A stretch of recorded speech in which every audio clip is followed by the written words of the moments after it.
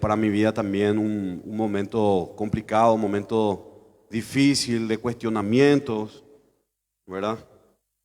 Eh, pero trabajando se le conoce a la gente y trabajando uno le conoce a su Padre, amén. Si trabajamos en la obra, nosotros vamos conociéndole mucho más a nuestro Padre, amén. Por eso es importante, hermanos, que nosotros, todo lo que tengamos, toda dificultad, todo problema, nosotros hablemos con el Señor. Porque antes que nosotros pidamos, dice su palabra, ella sabe que nosotros vamos a pedir. Y yo les cuento, hermano, que justamente con el pastor, que siempre, todos los días hablamos con el pastor, y justamente el miércoles pasado, ya le presenté mi renuncia a los estudios bíblicos, ¿verdad? Le dije yo al pastor que ya no iba a dar los estudios bíblicos porque no venía nadie, ¿verdad? Entonces, teníamos gente también de aposento que estaban participando en el estudio, venían ellos de allá acá, y ellos me habían dicho para ir a dar los estudios allá. Y entonces yo le dije al pastor, dame un tiempo, pastor, voy a orar al Señor a ver qué me dice, ¿verdad? Porque yo humanamente yo ya no quiero venir. Entonces, fui a hablar con el Señor y le dije, Señor, mira, tu pueblo perece porque le falta conocimiento.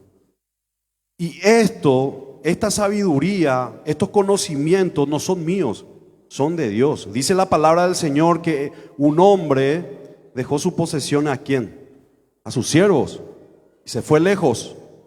Y es eso lo que nosotros tenemos, hermano. Nada de lo que nosotros tenemos no es algo que no se nos haya regalado de arriba. Amén.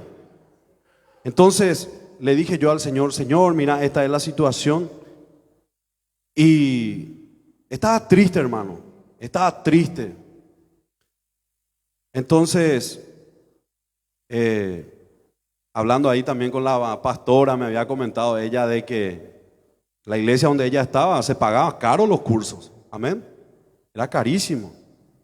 Yo, hermanos, nunca tuve el privilegio en ninguna iglesia donde yo estaba anteriormente a tener cursos, ¿verdad?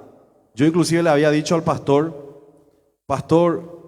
averiguarnos allá en la central si hay, ¿verdad, pastor? De repente algo gratitón por allá para estudiar, para capacitarnos, ¿verdad? Averiguarnos, era gratis.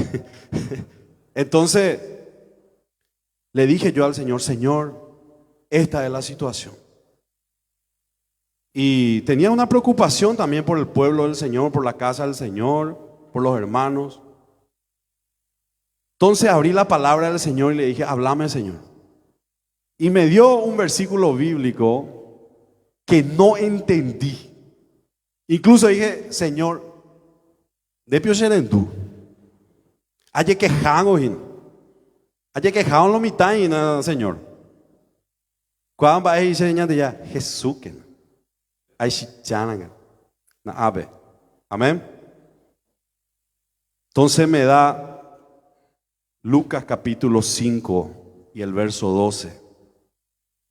Y que para mí fue una enseñanza tremenda, porque después el Espíritu Santo, meditando yo en esta palabra, me dio la perla, me dio la respuesta. Amén. Y cuando pude comprender realmente la voluntad del Señor y los objetivos, porque muchas veces nosotros miramos de otro ángulo. Dice la palabra del Señor, mis caminos no son vuestros caminos, ni mis pensamientos son vuestros pensamientos. Y nosotros empezamos algo con que siempre con expectativa. Pero cuando lo obtenemos, ¿verdad? No era lo que realmente, ¿verdad? Ya que nosotros estamos acostumbrados, hoy el mundo te condiciona a través de las redes sociales. El mundo nos condiciona a nosotros. Entonces, ¿qué pasa? Yo agarro publico la foto de mi perrita Pequi y tiene 250 me gusta. Publico un versículo bíblico, si tengo suerte tengo 1 o 2 me gusta. Entonces ñaña desanimama, ya además no, ¿para qué voy a compartir? Siento que la gente no valora lo, ¿verdad? ¿A cuánto ya le pasó eso? Amén. Pasa eso. Entonces, ¿qué? Tenemos un mundo que nos está condicionando. Pero hoy vamos a ver el verdadero sentido de las cosas. Vamos a ver las cosas de la óptica de Dios. Lucas capítulo 5, versículo 12. Nos ponemos de pie, por favor, hermanos. Escrito está, dice: sucedió que estando él en una de las ciudades, se presentó un hombre lleno de lepra, el cual, viendo a Jesús, se postró con el rostro en tierra y le rogó diciendo: Señor, si quieres, puedes limpiarme. Entonces, extendiendo él la mano, le tocó, diciendo: fue de él. Y él le mandó que no le dijese nada a nadie, sino que le dijo: muéstrate al sacerdote. El Señor quería enseñarme y quiere enseñar a la iglesia sobre nuestras motivaciones para ser testigos de Él. Amén.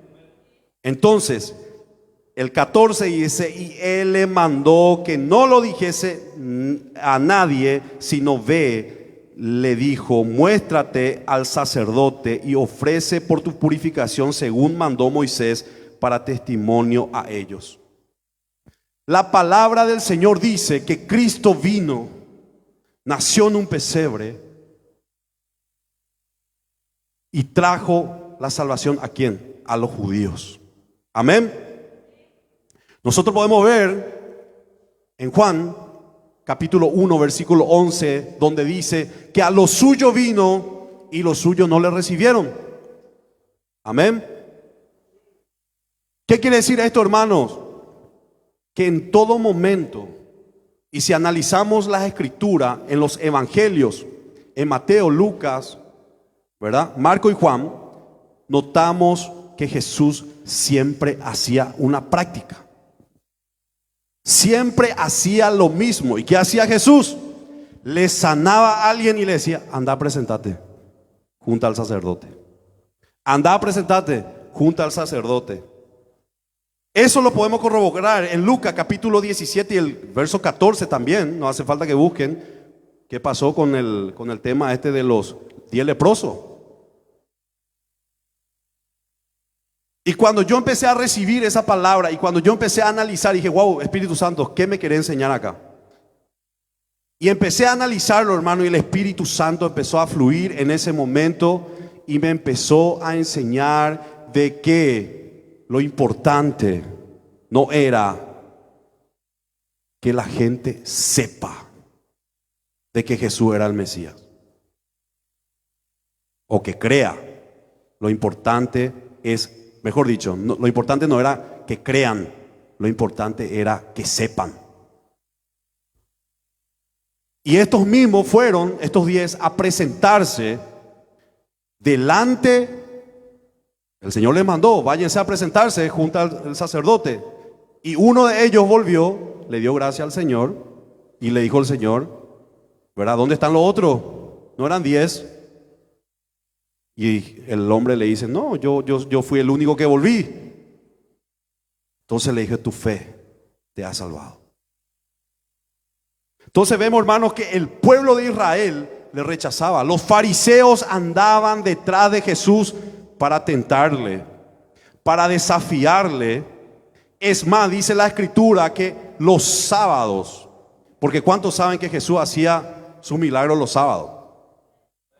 Y los fariseos andaban detrás de él los sábados esperando a ver un milagro, a ver cómo quebranta la ley. Y Jesús hacía milagros frente a ellos. Tanto que ellos reconocieron que Jesús era el Mesías en privado. Nicodemos se va en Juan 3 a reunirse con Cristo. ¿Cuántos saben? Era un principal de los fariseos, pero se va de noche, cuando nadie le veía. No, que no me vea la sociedad, que no me vea. Y fue y le dijo a Jesús: nosotros sabemos que tú eres de Dios, porque nadie de las cosas que haces hará si no viene de Dios. Ellos sabían, hermanos. Entonces Jesús sanaba y le decía: anda, preséntate al sacerdote. Vemos en la fuente de Betesda, cuando un hombre quería pasar, dice que nadie podía llevarle cuando el agua se removía. ¿Dónde ese hombre fue? En el templo. Ahí le encontró otra vez a Jesús. Y ellos cuestionaban a los sordos, a los ciegos. Entonces, hermanos, Jesús les pedía y les daba un mandamiento a las personas que sanaba y le decía: ve y sé testigo. Amén. La palabra testigo significa que saben con convicción, que desean hacer lo que es justo, pese lo que pese. Significa que permanecerán firmes e inquebrantables aun cuando, o sobre todo cuando, último, que queden en pie. Eso es ser testigo en la etimología bíblica. Permanecer y testificar de Él. Ayer estuve hablando con un hermano y le estaba comentando que en esta semana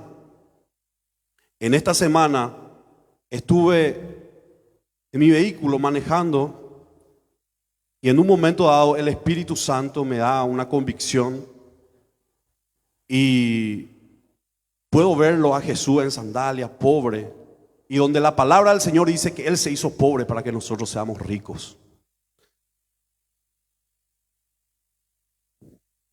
Y lloré tanto, hermano. Lloré tanto. Porque es impresionante cómo Cristo vino, nació en un pesebre. Pero no estamos hablando de riqueza económica, hermano. Estamos hablando de riquezas espirituales. ¿Qué somos nosotros, hermanos, para que Dios se acuerde de nosotros? ¿Qué es el ser humano? Dice la palabra. Nada. Yo no sé si alguno de ustedes serían capaces de dar su hijo que sea violentado, no solamente muerto, abusado, violentado, y que muera como un criminal por criminales.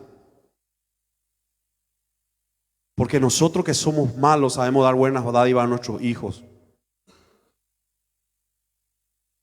Y no permitiríamos eso. Pero el Señor nos demostró que Él es un dador.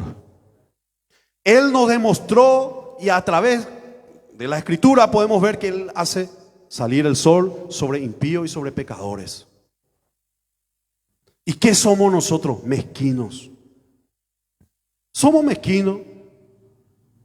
Me pongo en primer lugar con ustedes. Frente a ustedes me pongo. Mezquinamos nuestro tiempo.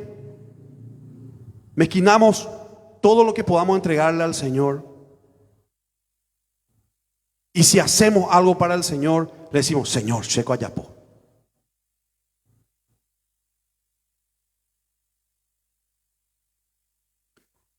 Aprendamos, hermano, a ser verdaderos testigos.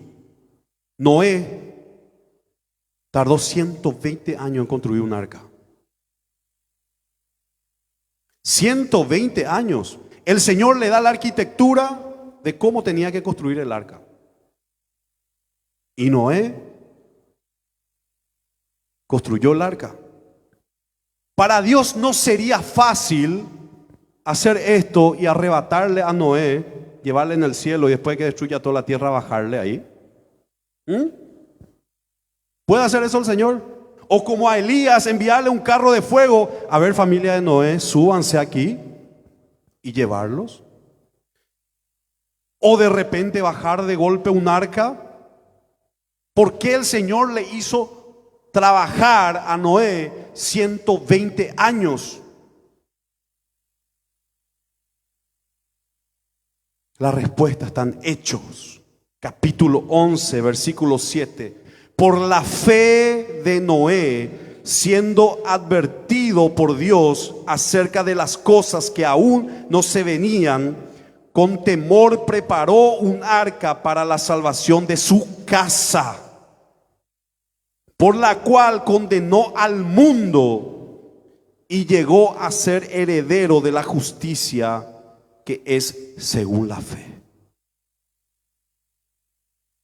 El Señor permitió que Noé haga el arca para que los demás vean. Amén.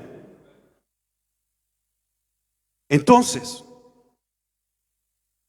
120 años trabajó Noé. La gente venía, tocaba el arca. La gente venía, se burlaba de Noé. ¿Y Noé qué hacía? Seguía trabajando, seguía construyendo en fe. Va a venir una lluvia, decía Noé. ¿Lluvia? ¿Qué es la lluvia? En esa época. Vengan al estudio bíblico. En esa época no existía la lluvia. Dice que venía un rocío que regaba todo. Un rocío. Y Noé decía que iba a venir una lluvia. Y la gente se burlaba de Noé. Se reía. Pero por causa que existió ese arca, por causa que Noé tuvo fe,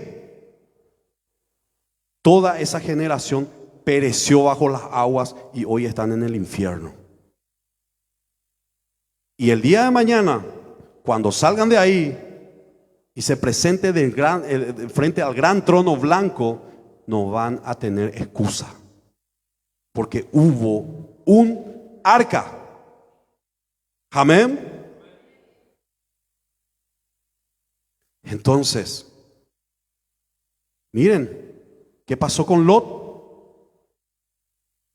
Abraham le dice: Señor, si hay 50 personas honestas, personas buenas en Sodoma, no lo vas a destruir. Si hay 50, no. 40, si hay 40, no. 30, ¿verdad? 20, 10, y no había. Tanto que fue que estos ángeles, en vez de sacarlo a Lot momentos antes de que caiga el juicio, pasaron la noche en la casa de Lot. ¿Por qué no lo sacaron al otro día a la mañana? Para que esa generación no tenga excusa. Pero cuando vino estos varones, estos ángeles, para destruir un día antes, esa noche, ellos, el pueblo pervertido, salió y les dijo: sácalos, que queremos conocerle. Amén. Conocer es tener relaciones sexuales. ¿Por qué? Porque eran gente perversa. Y Lot le dice: les voy a dar cualquiera de mis hijas, pero a estos varones no lo toquen. No, ellos eran gente perversa. Y muchos quedaron cegados y todo lo demás. Pero esa oportunidad que Dios le dio, imagínense, que esos ángeles, porque si esa gente se arrepentía, ¿verdad? ¿Qué iba a pasar? El Señor le iba a perdonar. Entonces, muchas veces, hermanos, nosotros pasamos por esa situación y decimos: ¿para qué yo vengo a trabajar en mi ministerio? ¿Para qué yo vengo a enseñar si nadie me apoya? ¿Para qué yo vengo a trabajar con los niños? ¿Para qué yo vengo a estar en la alabanza? Si nadie ve mi capacidad, ¿para qué yo vengo a pastorear? ¿Para qué? ¿Para qué abrimos la iglesia? Si no hay gente. ¿Aló? ¿Para qué? Para que esta generación no tenga excusas delante de Dios mañana. Amén. Dale un fuerte aplauso a Jesús.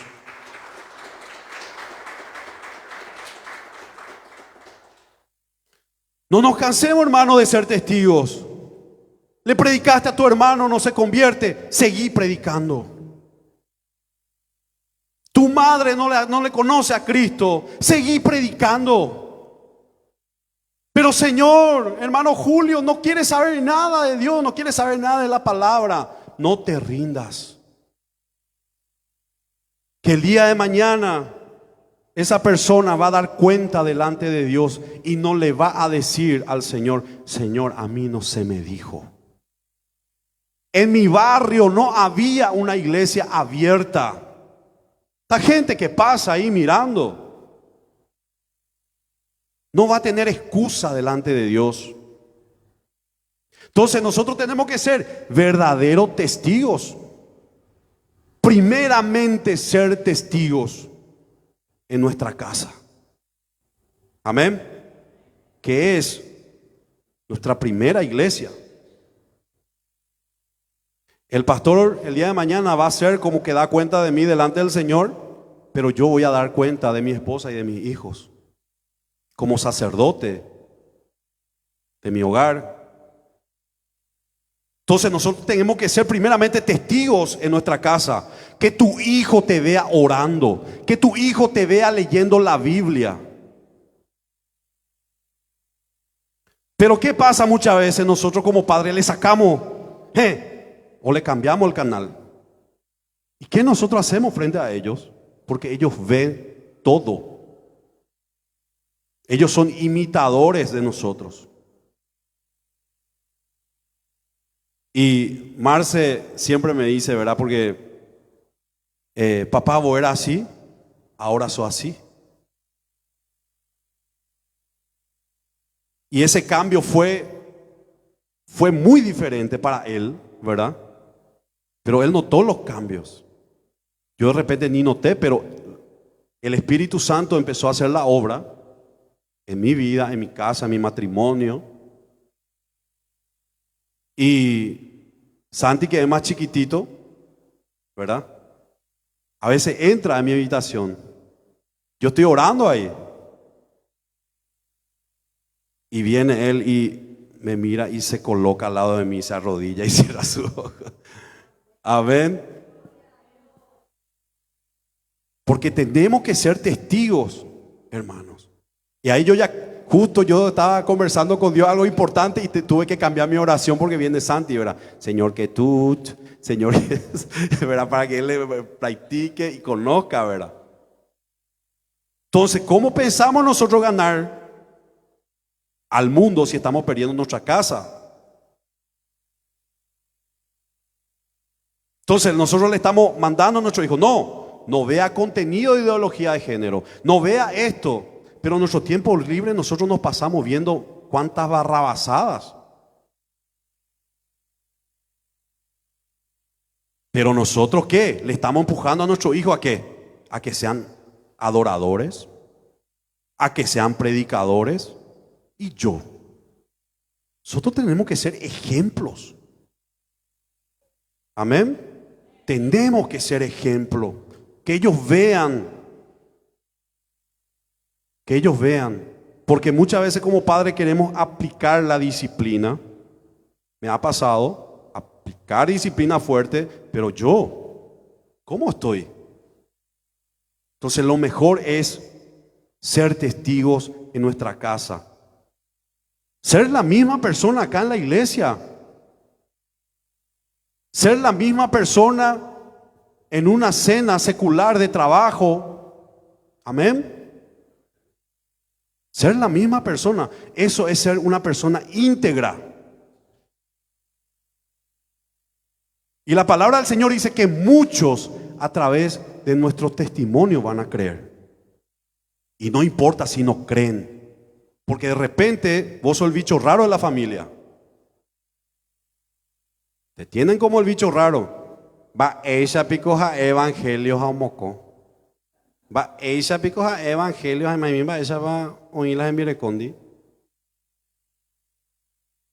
Porque nosotros somos luz. Y la luz no se puede esconder debajo la mesa. Una ciudad asentada sobre un monte no se puede esconder. Dendere cañimo hay. No quiero testificar, estoy ahí. Soy medio mundano, soy medio creyente, ando ahí, pero la gente te tiene en vista. La gente está viendo tu estado que publicás en las redes sociales. Seamos testigos de Dios.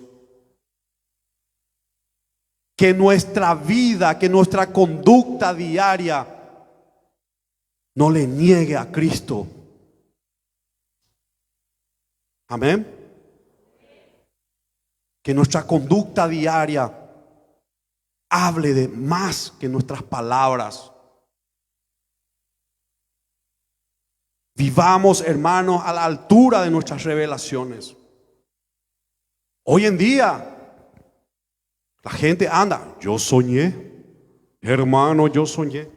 Shakaracatara papá. ¿Cómo estamos? Hermanos. ¿Y qué es lo que primero hace la gente? Amén. Y así es. Seamos testigos. Por eso lo que Jesús decía tenía poder. Porque Él vivía conforme a lo que Él hablaba. Y nadie, ni los fariseos que estudiaron de pe a pa el currículum de Jesús. Los fariseos se rebuscaron quién es el papá de Jesús, quién es la mamá de Jesús, su hermano, sabían todo. ¿Cómo es que sin haber entrado en una escuela, tiene la elocuencia que tiene? Porque averiguaron que Jesús no se fue a la escuela. Amén. ¿Cómo que sin haber aprendido letra, dice Juan, sabe estas cosas? Aleluya. Qué tremendo, hermanos. Apocalipsis capítulo 22 y el verso 30. El que da testimonio de estas cosas dice, el testigo fiel, Jesús, ciertamente vengo en breve. Amén. Sí.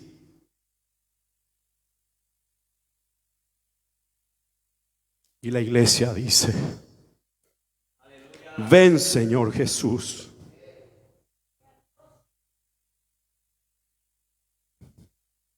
Hermanos, estamos en los últimos tiempos. Ayer he publicado en las redes sociales una noticia. No estaba yo bien de salud, pero Israel ya está firmando la partición del monte Moriah para la construcción del templo de Jerusalén. Y nosotros, si nos basamos en la escritura, hermano, eso es, ahí en ese lugar es donde el anticristo se va a sentar y va a gobernar el mundo. Ya acá en Paraguay se está cocinando la ideología de género. Ya se están reuniendo y van a aplicar eso. Nadie va a escapar. Se va a aplicar. Están apareciendo temas de gripe aviar y montón de viroreí para sacarle la independencia a la gente y que nosotros empezamos a depender del gobierno. Se vienen cosas terribles, hermanos.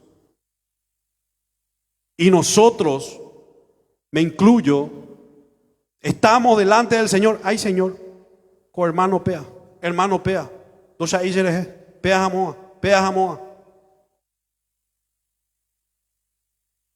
Estamos en barrabasadas. Y la gente se está perdiendo. No queremos leer la Escritura. No queremos estudiar la palabra. Y luego estamos delante del Señor y le decimos: Señor, ¿por qué? ¿Por qué me pasa esto? ¿Por qué mi hijo sale así? Si yo creo en ti. Pero si nosotros hacemos crecer nuestra familia conforme a la Escritura, si nosotros vivimos conforme a la Escritura, crecemos conforme a la altura y la plenitud de Cristo, todas las cosas, dice su palabra, sean buenas y malas, nos ayudarán a bien. Amén. Vamos a dar un fuerte aplauso a Jesús.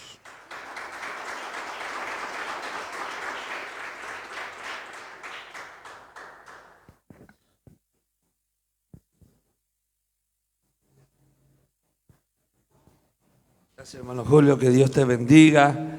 A todas las personas que nos están viendo en nuestra página oficial, que el Señor te bendiga y haya sido de edificación esta palabra para ti. El Señor viene a buscar a su iglesia y seamos testigos de Él. Amén, amén. Que el Señor les siga bendiciendo y no deje de visitar nuestra página y compartan a todos sus amigos y sus contactos en el nombre de Jesús. Que Dios te bendiga. IDD Monte Oret oficial. Amén. Que Dios te bendiga.